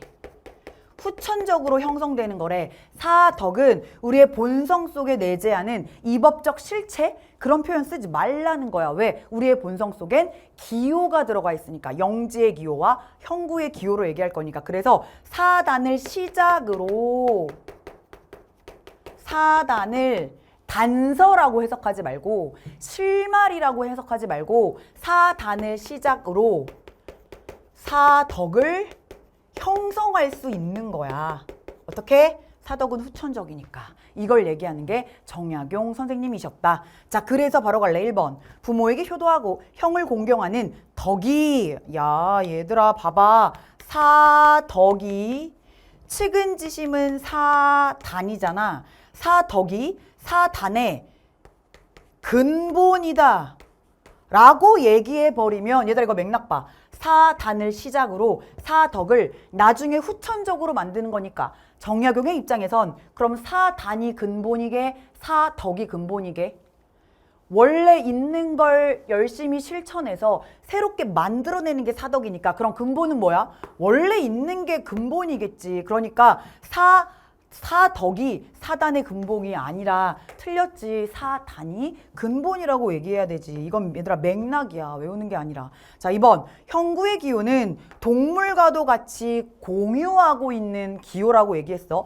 인간에도 있고 동물에게도 있는 육체의 욕구를 따르고자 하는 이거 육체의 기호라고 했지. 동물과 공유하고 있다고 했지. 그럼 어떠한 도덕적 욕구도 내재되어 있지 않다. 너무 맞지. 정약용이 얘기하잖아. 우리가 선한 행동을 하는 건 자꾸자꾸 영지의 기호를 따르지 못하고 자주직건이 우리한테는 있는데 자꾸자꾸 무슨 기호를 선택하는 거야? 형구의 기호를 따르고 선택하게 되면 우리는 악한 행동을 하게 된다 라고 얘기하는 게 정약용이라고. 그러므로 이게 너무나 맞지. 동물도 가지고 있는 거라고. 동물이 도덕적 욕구가 있다? 우리 이거 보통 상식적으로 쓰지 않잖아 얘들아. 아니야. 자, 그래서 되어 있지 않다. 이게 너무나 맞지. 자, 그래서 정답이 2번이었어. 3번. 인간만이 지닌 성이라고 얘기하면 영지의 기호지. 자, 영지의 기호는 기질에 따라 선악의 향방이 변할 수도 있다. 선악의 향방, 방향이지. 방향을 변할 수 있게 하는 거. 얘들아 너희 기출과 연계교재에서 너무나 강조했었던 정약용 실은 문제 되게 많이 나왔었는데 우리 기출에서도 되게 많이 나왔던 그리고 연계교재에서도 자료 플러스에서 굉장히 많이 강조해줬던 내용이 있어. 그게 뭔 줄 알아? 보여줄게 이거야. 정약용, 인간이 악행을 저지르는 것은 하늘이 인간에게 부여한 자주직권에 따른 것이야. 우리가 악행을 저지르는 이유는 우리 자주직권, 선택을 한 거야. 즉 자주직권에 따라 스스로 악행을 택한 거야. 자, 그래서 3번 선지 연결해봐. 인간만이 지닌 성은 기질에 따라 선악의 향방이 변하는 게 아니라 자주직권에 따라서 어떤 걸 선택했는지에 따라서 달라지는 거지. 틀렸어. 기질에 따라 달라지니 기질을 교정하셔야 됩니다. 교기질. 우리 이건 성리학자들이 주로 쓰는 표현이었잖아. 틀렸어 얘들아. 3번은 그래서 틀려.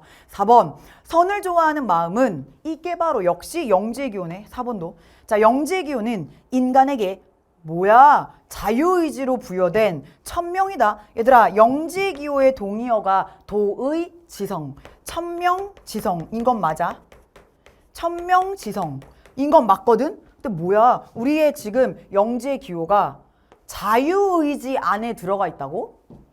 얘들아, 영지의 기호와 형구의 기호는 우리의 본성 안에 들어가 있는 거야. 그래서 정약용의 본성의 이론을 성, 기호, 설이라고 하잖아. 우리의 기호는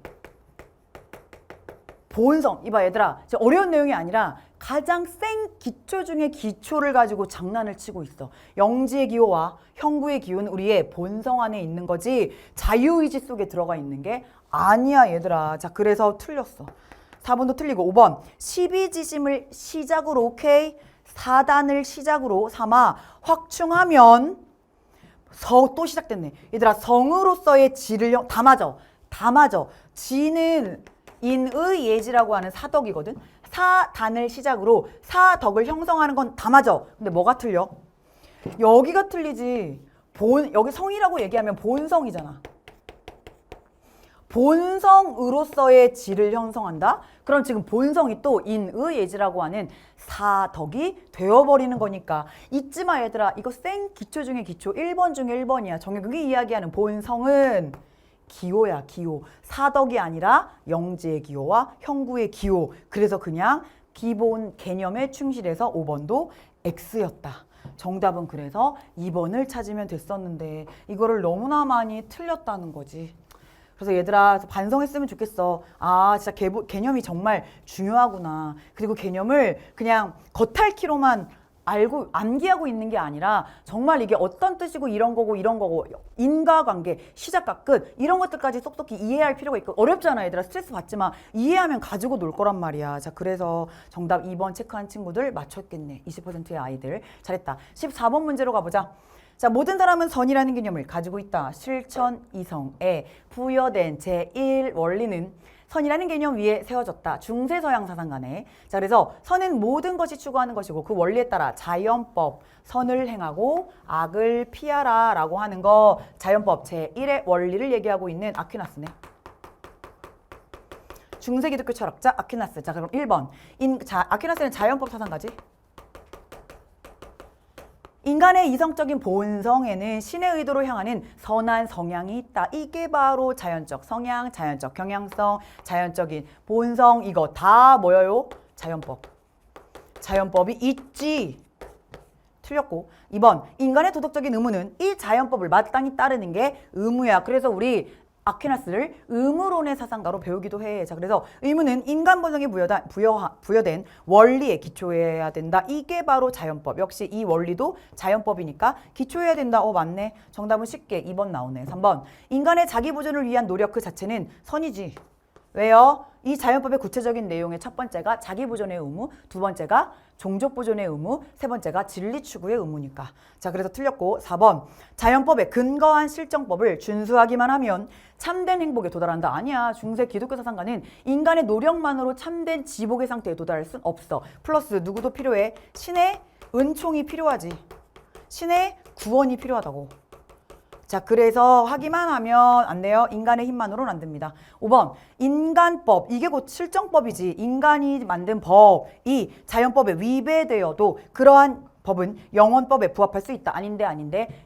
자, 다시 한번. 실정법의 근거가 자연법. 자연법의 근거가 영언법. 그러므로 실정법의 궁극적인 근거가 영언법이야. 그러려면 자연법과 영언법이 너무나 부합해야 돼, 안 해야 돼? 해야 돼. 자, 그래서 틀렸네. 자, 정답은 그래서 쉽게 2번 찾았을 것 같아. 자, 그럼 15번 문제로 가보자. 자, 중국 유교 사상가야. 치질한 내 마음의 양지를 끝까지 확충하는 것이다. 자, 그래서 치양지 나오고 있네. 만약 치지하지 못하면, 자, 이것도 밑줄 좀 치고 갈게. 만약 치양지하지 못하면 악을 미워해야 함을 알면서도 미워함을 행동으로 실천하지 못하게 될 수도 있다. 치양지를 열심히 수양해야 된다. 양지는 맹자 이래로 모두 다 선천이지만 우리는 모두 다 후천적으로 수양을 열심히 해야 해. 어떻게? 치지하면서.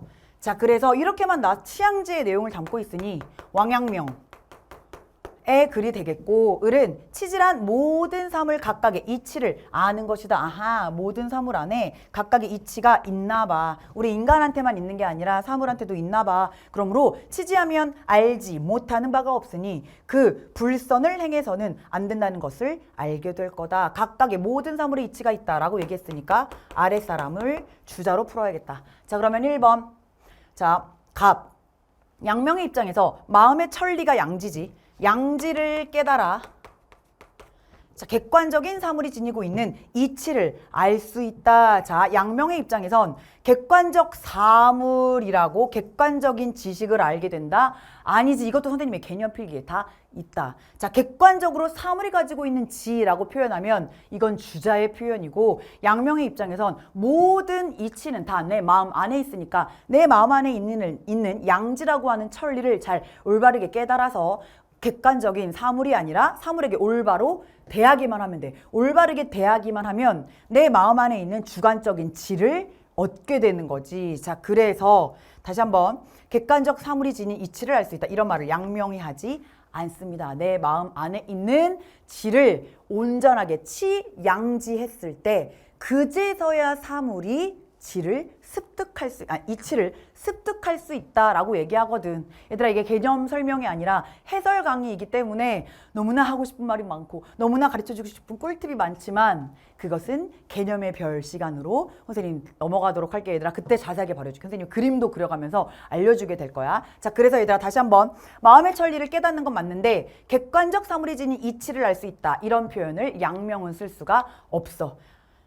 틀렸습니다. 자, 그 다음 2번. 마음을 바로잡으면 경물, 양지는 별도의 학습 없이 획득된다. 아닌데 치지 후천적으로 수양해야 되는데 틀렸고.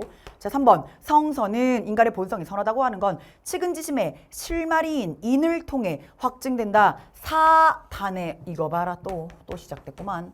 자, 사단의 단서가 인이래.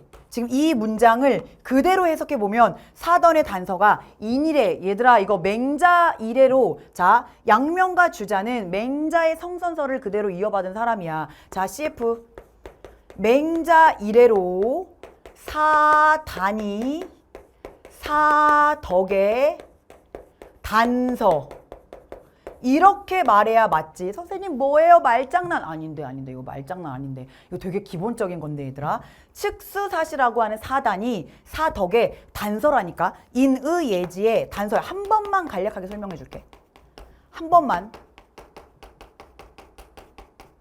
우리의 본성이 인의예지가 원래 우리의 본성 안에 사덕이 있대. 근데 사람들이 그걸 모르고 산대. 하지만 사덕이 있음을 어떻게 알 수 있냐면, 자, 예를 들어 선생님 이거 싫어요. 선생님 20살 때 비가 오던 날 길거리를 지나가는데 비 맞고 있는 고양이 한 마리를 봤단 말이야. 근데 그 고양이가 선생님이 계속 가는데도 계속 쫓아왔다. 그 쫓아오는 고양이를 보고 비를 맞으면 새끼 고양이야. 너무 불쌍해서 고양이에 대한 지식이 1도 없고 계속 나를 쫓아오는 거 보니까 옆에 뭐 어미 고양이가 따라오거나 그런 것도 아니야. 근데 계속 울어 나를 보고. 그래서 어떻게 했게?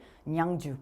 그 아이를 선생님 간택이라고 하지. 간택. 선생님 양줍을 했단 말이야. 그래서 그 고양이를 아직도 키우고 있어. 얘들아, 아주 나이가 좀 많은데 아직도 키우고 있단 말이야. 즉 이 고양이를 보고, 비를 맞고 있는 고양이를 보고 선생님이 어떤 생각이 들었냐면, 치근해, 불쌍해, 얘를 지금 내가 따뜻한 집에 안 들어가면 지금 비도 오고 추운데 얼어 죽는 거 아니야? 불쌍해. 내가 지금 측은지심이 생겼다는 건 나 고양이에 대한 사랑하는 마음, 나 고양이 사랑하네. 우와, 내 안에 내가 지금 불쌍해 라고 측은지심을 느꼈다는 건, 불쌍한 마음으로 표출이 됐다는 건 내 본성 안에 인이 있다라는 걸 알려주는 단서구나. 이거 봐. 나 측은지심을 느꼈어. 역시 내 안엔 인이 있었어 라고 알게 해주는, 즉 사단이 사덕의 단서가 되는 거. 이게 맞아. 그러니까 사단의 단서가 인이다? 아니잖아. 틀렸잖아 얘들아. 말장 이렇게 바뀌었지 얘들아. 그래서 얘는 틀려. 자, 그래서 3번은 틀린 문장이고, 4번 개별적인 도덕을 실천하는 것보다 국리를 통한 알물 중시해야 된다.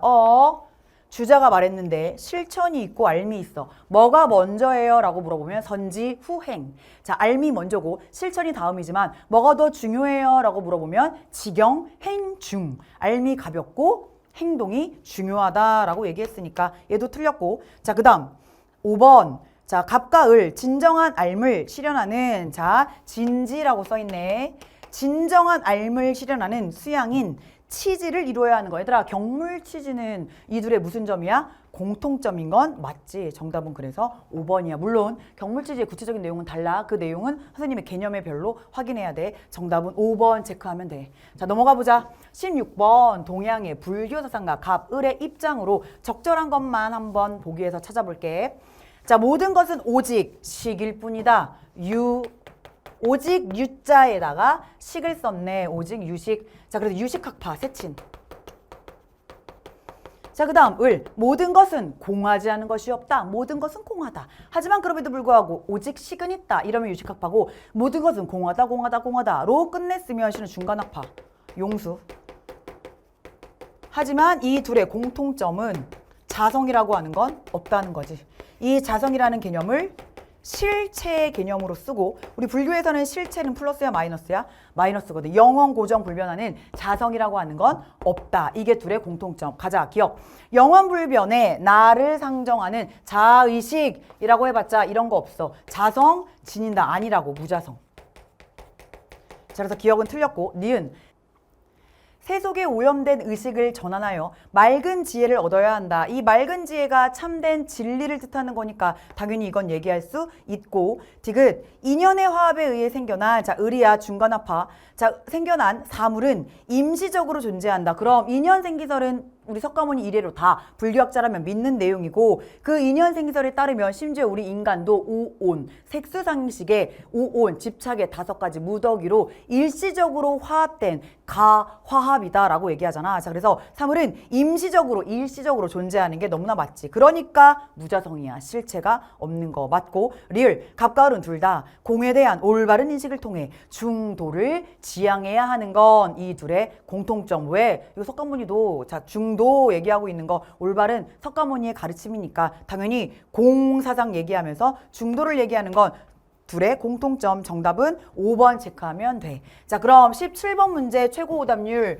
2위를 찍었어. 정답률이 25%야. 25%, 26% 정도였나 봐. 얘들아, 17번. 다음을 주장한 근대 서양 사상가야. 인간은 예지세계. 얘들아, 예자가 밝을 예자에다가 알 지자거든. 밝게 아는 거야. 밝은 이성으로 밝게 아는 거지. 예지세계의 성원인 동시에 감성세계의 성원이기도 하다. 얘들아, 이 내용은 선생님이 칸트 배울 때 처음 가장 1번으로 필기해주는, 인간이라는 존재는 신과 동물의 중간적 존재야. 이성을 가지고 있는 신과 그 다음 감성을 가지고 있는 동물의 중간적 존재라서, 인간은 자, 동물의 성향도 가지고 있기 때문에 자연적인 욕구, 자연적인 경향성, 자연적인 본능의 지배를 받기는 받아. 하지만 그럼에도 불구하고 이성을 가지고 있는 존재이기 때문에 도덕 법칙을 이성의 명령으로 따를 수 있어. 자, 그래서 인간은 신과 동물의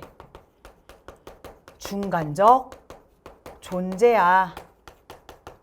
이성도 있고 감정도 가지고 있는, 동물과 공유하고 있는 자연적 본능의 지배를 받고 있는 중간적인 존재야. 자, 그래서 예지세계에 속한 이성적인 존재로서의 인간은 자기 의지의 원인성을 자유의 이념 아래에 놓여 있는 것으로밖에는 달리 생각할 수가 없다. 이성을 가지고 있는 인간은 도덕 법칙을 따를 수 있고 이 도덕 법칙을 따르는 것이 인간의 자율적인 자유의지를 발휘한 자율적인 행동이라고 하는 거지. 이렇게 자유의 이념이 나를 예지세계의 구성으로 만듦으로써 정언명령이 가능해졌다. 인간에게만 정언명령이 먹히는 거지. 신은 정언명령을 따를 필요가 없고 왜? 신은 하는 모든 것들이 다 선한 행동이 될 테니까. 하지만 인간은 다시 한번 중간적인 존재야. 자연적인 본능의 지배를 받을 수도 있는 존재이기 때문에 도덕 법칙을 따르도록 명령을 스스로에게 부과하는 거야. 그래서 누가 누구에게 명령을 내려? 내가 나에게 스스로 명령을 내려. 그래서 칸트에게 도덕적 행위를 한다라고 하는 거 명령이라는 표현으로 나오고 내가 내 스스로에게 복종을 하는 거야. 그리고 지금 1번 선지에서 등장한 여기 속박. 내가 나에게 속박을 시키는 거지. 하지만 속지마. 명령을 내렸건 복종을 했건 속박을 당했건 근데 실은 이거 누가 누구에게 내리는 속박이야? 내가 나에게 내리는 속박이야. 그래서 칸트에게 도덕적 행동은 타율이 아니라 자율적 행동이지. 하지만 동물과도 같은 중간적인 존재이니까 명령이라는 표현을 써야 하지 라고 얘기하는 칸트의 제시문이었다. 그래서 1번 선지. 자유의지는 도덕 법칙에 속박된 의지 라고 하였지만 얘들아 도덕 법칙에 지배를 받고 있는 속박되어 있는 의지라고 얘기해봤자 그거 뭐야? 뭐밖에 없어? 선의지지. 근데 이 속박 누가 누구에게라고? 내가 나에게. 그래서 이 선의지도 자발적으로 따르는 거지. 그러니까 다른 종류의 것이다. 아니야. 같은 거야. 우리가 자유의지를 발휘해서 선의지를 따른다고 하라는 건 역시 도덕적인 행동을 하는 거. 다른 종류의 것이 아니라는 거 틀렸습니다. 2번. 자기 행복의 추구는 직접적인 의무는 아니지만 오케이. 선의지를 증대한다? 얘들아 이걸 맞다고 한번 상상해봐. 칸트의 입장에서 이게 맞아? 이게 맞으면 지금 자기의 행복을 추구하는 게 절대적으로 선한 이 세상 그 어떤 것보다 무제한적으로 선한 선의지를 증대시키는 거라면 칸트는 자기 행복의 추구를 플러스라고 보겠네. 근데 아니잖아. 우리가 도덕적인 행동을 할 땐 행복을 배제하라고 얘기하잖아. 그러므로 얘는 칸트가 얘기하지 않을 거야. 3번. 도덕 법칙에 적합한 준칙이라고 얘기해봤자 이게 도덕 법칙이지. 도덕 법칙은 의욕 대상을 내가 하고자 하는 대상을 위해서 보편화된 것인 거야. 얘들아 도덕법칙에 정언명령의 형식이 있지. 도덕법칙은 정언명령의 형식을 따르고 첫 번째 인격성 정식과 두 번째 보편화 정식이 있지. 얘들아 도덕법칙은 의욕 대상을 위해서 보편화되는 것이 아니라 그냥 쓸게. 그 자체로 보편적인 거야. 그래서 도덕법칙은 보편화 정식을 따르는 거야. 그 자체로. 그러니까 틀려. 4번. 이성을 지닌 완전한 존재에게도 그게 누군데? 신. 정언 명령이 부과될 수밖에 없다. 아닌데 이 신은 도덕 법칙이라고 하는 건 인간에게는 법칙, 의무, 명령이지만 신에게는 신성의 법칙이라고 얘기했어. 신은 하는 모든 행동은 다 선한 거야. 그래서 오로지 인간에게만 중간적 존재인 인간에게만 정언 명령이 부과되는 거지. 틀렸고 5번. 의지의 자율은 감성세계의 어떠한 원인에 의해서도 결정되지 않는다. 감성세계가 바로 여기 중간적 존재라고 했을 때 바로 이 부분이야. 이 부분이야. 동물과도 공유하고 있는 세계. 이 감성의 세계. 얘들아 우리 인간이 가지고 있는 의지의 자율성이라고 하는 건 예지 세계에 있는 거야. 그러므로 감성 세계의 어떠한 원인에 의해서도 결정되지 않아. 우리가 도덕 법칙을 따르는 건 이런 감성적인 영역에서 자연적 본능에 휘둘리면 돼? 안 돼? 안 되거든. 그래서 정답이 5번 찾았어야 돼. 어렵지? 너무 어렵지. 너무 어려웠을 거야. 얼마나 놀랬을까. 아주 그냥 토할 것만 같이 어려웠을 것 같아. 하지만 꼼꼼하게 하나하나씩 말은 정말 어렵게 나온 거 맞아. 그러니까 작년에 우리 없었잖아. 블랭크 현상 때문에 만회를 하시고자 이렇게 너무나 정말 빡세게 출제를 하셨다. 각 잡고 출제를 하셨다. 하지만 하나하나 꼼꼼하게 끊어서 우리 다시 한번 출제가 됐을 땐 실수하지 않게 공부해보면 돼. 괜찮아. 선생님이랑 개념의 별로 탄탄하게 다져보자. 좋아. 자, 그럼 18번 문제로 갈게. 근데 한국 사상가 나의 입장으로 가장 적절한 걸 골라보자. 서양의 외적을 취재하는 것은 우리나라의 입장에선 선한 사람이고 외적 취재. 반외세네. 자, 서양의 외적과 화친하자는 것은 친하게 지내지. 그들의 입장에선 선이겠지. 그들한텐 선한 거래. 우리는 아니래. 그럼 악인가 봐. 전자는 나라 안 문물 제도를 보존할 수 있겠지만 후자는 사람들의 짐승의 영역에 밀어 넣게 될 것이다 라고 얘기했으니까 결국 위정척사네. 짐승의 영역, 오랑캐, 사적 막 이런 얘기하는 위정척사. 사악한 학문, 사학.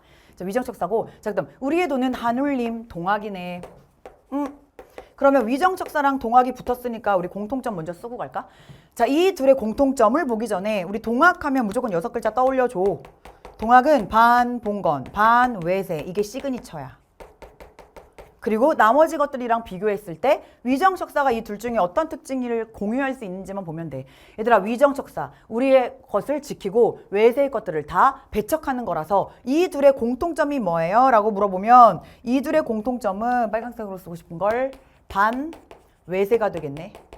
왜냐하면 동학은 반봉건, 성리학적인 신분 질서에는 반대했거든. 동학은 평등 사상을 강조했거든. 하지만 위정척사는 신분적인 질서도 인정하거든.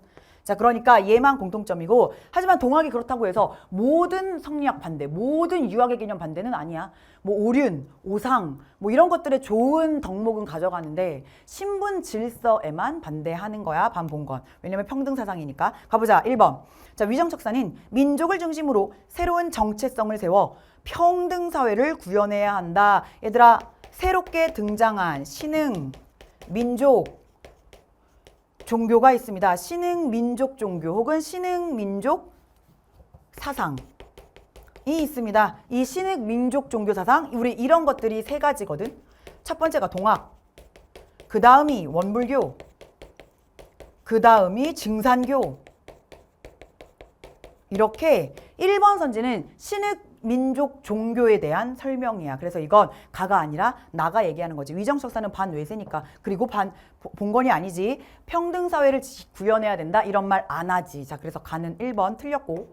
자, 그 다음 2번. 서양의 물건은 풍속을 해침으로 서양과의 교역을 단절해야 한다. 너무 많네. 위정척사니까. 정답은 2번 나오고. 3번. 현세에서의 고통을 인내하고 동학이거든. 자, 사후의 극락세계를 기다려야 된다. 아닌데 죽고 난 다음에 이상세계를 꿈꾸는 게 아니라 이 신흥 민족 사상들의 공통점은 셋 다 현세에서 후천 개벽해서 지상 낙원을 현세에서 이상사회를 건설하자. 이게 셋의 공통점이야. 그래서 현세에서야. 자, 틀렸고 4번. 보국 안민을 위해. 그럼 동학에서 이런 말 하지. 국가를 보호하고 백성을 편안하게 하기 위해 동양의 학문과 서양의 종교를 융합. 아닌데 반외세인데. 반외세라서 자, 일단 4번 틀렸고 5번. 가와 나는 성리학적 신문 질서와 규범을 지키기 위해 노력해야 한다. 자, 이건 가만의 입장이고 성리학적 신분 질서를 동학사상에서는 비판했다고 했지. 왜? 반봉건이니까. 평등사상을 얘기했으니까. 정답은 그래서 2번 체크하면 돼. 자, 그럼 19번 문제로 가보자. 자, 우리 19번 문제는 자, 국가는 모든 사람들이 지닌 권력과 힘을 한 사람 또는 하나의 합의체에 양도하여 세운 인격이래. 인간은 국가를 통해서만 전쟁 상태에서 벗어날 수 있다라고 얘기하는 전쟁 상태 벗어나려고 국가 세웠다. 홉스네. 자, 국가는 위에다가 쓸게. 자, 갑은 홉스. 자, 국가는 지배계급이 자신들의 공동이해를 관철하는 정치적인 형태이며 국가라는 존재를 지배계급들의 자신들의 재산을 지키기 위한 수단, 정치적인 방법으로 활용하는 게 국가래. 그래서 국가를 되게 비판해. 국가 소멸론까지 이야기한 자, 프롤레타리아의 혁명을 통해서 마르크스지. 자본주의를 비판한 공산주의 사회를 꿈꿨던 자, 마르크스. 자, 그러면 순서도 문제네. 자, A는 OX, B는 홉스만 보자. C는 마르크스만 볼게. 자, 그러면 기억. 국가는 전체 구성원의 평화와 안전을 확립하기 위한 노력으로 출현하는가? 자, 일단 마르크스가 너무나 X. 왜냐하면 마르크스는 국가 소멸론이니까. 반면 자, 홉스 입장에서 국가는 전체 구성원의 평화와 안전을 위해서. 왜? 자연 상태에서는 이런 것들이 제대로 보장이 되지 않았거든. 자, 그래서 OX 기억은 잘 들어갔고 니은. 자, B 홉스만 보면 돼. 자, 정의의 실현은 동의에 의해 설립된 주권에 근거해야 하는가? 정의라고 하는 개념은 사회계약이라고 하는 약속 합의, 동의에 의해서 설립된 사회 상태 이후에 주권의 개념도 등장하지 이것에 근거하는 게 너무나 맞지. 즉 사회 상태에서 정의, 부정이라는 개념이 등장하는 거야. 니은 너무나 맞네. 니은도 맞고. 자, 그 다음 디귿. B. 홉스만. 시민은 주권자의 행위를 자신의 행위로 간다. 홉스의 입장에서 주권은 누가 싹 다 가지고 있지? 리바이어던이야. 여기서 말하는 주권자는 리바이어던이야. 절대 군주되니까. 자, 그럼 시민은 리바이어던의 행위를 자신의 행위로 인정해야 되는가? 그러려고 권한을 준 거야. 그래서 우리 이 내용을 이해해보기 위해서 자, 이것도 얘들아 연계교재에서 되게 많이 강조했었던 내용이다. 올해 엄청 심지어 생일에서도 엄청 강조했었던 내용이고 이거 선생님 질문 들어왔을 때 어떻게 이해시켰냐면 너희 홉스 리바이어던의 표지를 한번 본 적이 있니? 표지가 이렇게 생겼단 말이야. 리바이어던 바다 위에 성경 욥기편에 나오는 리바이어던이라는 이름을 가지고 있는 바다 괴물이란 말이야. 절대 권력자야. 근데 이 바다 겁나 느끼하게 생긴 군주가 하나가 이렇게 바다 위에서 이러고 있다고 했지. 칼을 들고 횃불을 들고 이러고 있는데 자, 이 군주가 이렇게 움직일 때 이제 리어야도 절대 권력자니까 나 이렇게까지 했잖아. 이러고 다니는 게 결국에는 이거 확대해 보면 이거 이렇게 확대해 보면 이 몸 하나하나 이거 짜잘짜잘짜잘하게 이거 다 누구라고? 우리 각자 개인들이야. 각자 인민들이야. 왜? 절대 군주에게 권한을 준 존재들이 바로 우리 인민들이거든. 왕권. 신수설이 아니라 민수설이거든. 그렇기 때문에 시민, 인민들은 리바이어던이 이러고 돌아다니면 그 행위를 자신의 행위로 인정해야만 하는가? 너무 맞아. 인민들 각자가 리바이어던이 한 행위에 본인이 된다. 이게 너무나 홉스가 이야기하는 문장이더라. 왕권, 민수설로 연결해서 얘들아 디귿은 너무나 맞는 내용이야. 자, 그 다음 리을 갑시다. 자, 국가는 인간의 자 C니까 자 마르크스만 보면 되는데 자 국가는 인간의 자아실현의 기반이 되는 정치적인 중립조직인가? 아닌데 국가 소멸론인데 까고 있어. 자, 그래서 정답은 기역, 리은, 디귿만 맞아. 4번 고르면 돼. 너무 잘했어. 자, 그럼 우리 이제 마지막 문제를 한번 풀어보자. 자, 갑은 어렵지 않아. 중국 불교사상가고 을은 한국 불교사상가란 말이야. 자, 모든 깨달음이 비어 고요한 것이 열애의 좌이고 생겨남이 없고 소멸함도 없는 것이 열애 부처의 선이 될 거다. 근본 바탕으로 나왔다. 견성성불. 우리의 본성 안에 있는 불성을 보기만 한다면 참된 불성을 깨닫기만 하면 바로 부처가 될 수 있다라고 얘기하는 선종스승 승려 중국의 선종 스님이신 해능의 제시문이 들어가 있고 한 마음 일심사상 을 얘기하는 우리 한국 불교사상가 자체 부처가 체득한 것이므로 이 마음을 일컬어 불성이라고 부를 겁니다. 이는 여러 경전들의 부분을 통괄하는데 마치 모든 물줄기가 바다로 한 곳에 모아드는 하나의 맛으로 돌아가게 된다. 여러 가지 종파들이 많지만 결국에는 다 하나의 마음으로 통하게 되어 있다. 원흉, 회통사상, 화쟁사상을 이야기하고 있는 원효네. 근데 너희 선생님이랑 개념의 별 안에서 배웠지? 원효 승려는 교종스님이야. 왜요? 선종이 우리나라에 들어와서 막 쟁파끼리 다툼을 벌이거나 그러기 이전의 승려님이라서 교종스님이야. 자, 그래서 가보자. 나가 더 강조해야 되니까 을이 더 강조해야 되니까 원효 승려님이 더 강조하는 입장 교외 별전을 중시하는 건 문자 글자 이외에 별도로 따로 전하는 건 해능의 입장이지. 그러니까 원효는 내려야 되고 돈 오 단박에 깨닫고 단박에 수양으로 끝내는 거 바로 해능의 입장이라 역시 화살표 내려야 되고 화쟁을 통한 경전 해석을 중시하는 거 그치 역시 원효 대사 선생님 교종의 입장에서 화쟁 얘기하면서 경전 해석 당연히 말할 수 있지. 싸우지 말래 원만하게 융합하게 통합하지. 그래서 화살표 올리면 자 여기서 시작하지. 자 X축 내리고 Y축도 역시 내리고 Z축만 올리면 정답은 기억 1번 찾으면 되겠다.